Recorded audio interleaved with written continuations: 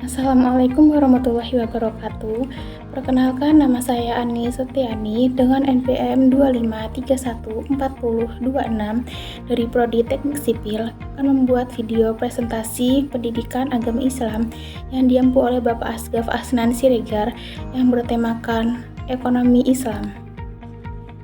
Ekonomi Islam adalah suatu cabang ilmu pengetahuan yang berupaya untuk memandang, menganalisis, dan akhirnya menyelesaikan permasalahan ekonomi dengan cara-cara Islami, yaitu dengan cara yang didasarkan atas ajaran Islam yang berlandaskan Al-Quran dan Sunnah Nabi.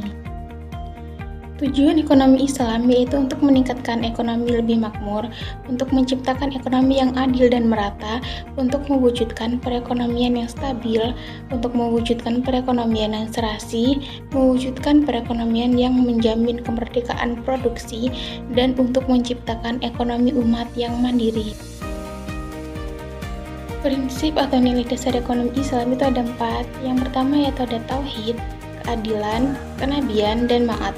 Dalam kenabian itu dibagi lagi menjadi 4. Yang pertama ada siddiq yang artinya jujur, amanah yang artinya terpercaya, fatonah yang artinya cerdas, dan tabligh yang artinya menyampaikan. Ada 5 lembaga ekonomi Islam di Indonesia. Yang pertama yaitu ada Bank Umum Syariah, yang kedua Asuransi Syariah, yang ketiga Lembaga Gadai, keempat ada BMT, dan yang kelima ada Pasar Modal Syariah. Bank Syariah adalah bank yang melaksanakan kegiatan usaha secara konvensional atau berdasarkan prinsip usaha syariah yang dalam kegiatannya memberikan jasa dalam lalu lintas pembayaran.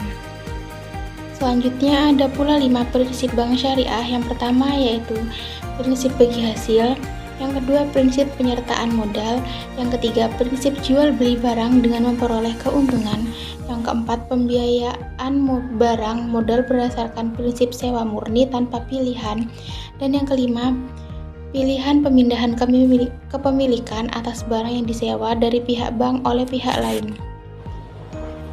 Selanjutnya ada peran bank syariah, yaitu untuk penunjang pembangunan ekonomi bangsa Indonesia, terutama melalui upaya peningkatan peranan pengusaha muslim dalam perekonomian nasional dan bertindak sebagai katalisator sebagai pembangunan lembaga-lembaga keuangan syariah di Indonesia. Fungsi bank syariah yaitu untuk manajer investasi, investor, jasa keuangan, dan fungsi sosial. Selanjutnya ada pula definisi pegadaian syariah, yaitu suatu lembaga yang menjadikan suatu benda berharga dalam pandangan syara sebagai jaminan hutang dengan kemungkinan hutang tersebut bisa dilunasi dengan barang tersebut atau sebagainya. Untuk syarat-syarat pegadaian syariah yaitu yang pertama mempunyai nilai menurut syariat, yang kedua harus ada pada waktu akad, dan yang ketiga harus bisa diserahkan seketika kepada murtahin atau wakilnya. Pengertian BMT menurut Huseindin Hasan adalah lembaga keuangan mikro yang dioperasikan dengan prinsip bagi hasil, menumbuh kembangkan bisnis usaha mikro dan kecil dalam rangka mengangkat derajat dan martabat serta membela kepentingan kaum fakir miskin, ditumbuhkan atas dasar praaksara dan modal awal dari tokoh-tokoh masyarakat setempat dengan berlandaskan pada sistem ekonomi yang selam, yaitu keselamatan, berintikan keadilan, kedamaian, dan kesejahteraan. Dasar hukum BMT yaitu tertera dalam dalil Al-Quran surat At-Taubah ayat 60 dan 103, serta ada pula dalam dalil Al-Quran surat Al-Baqarah ayat 275 sampai 280. Dan yang terakhir ada konsep dasar pasar modal syariah. Yang pertama itu ada Al-Quran dan Sunnah, yang kedua ibadah, dan yang ketiga muamalah.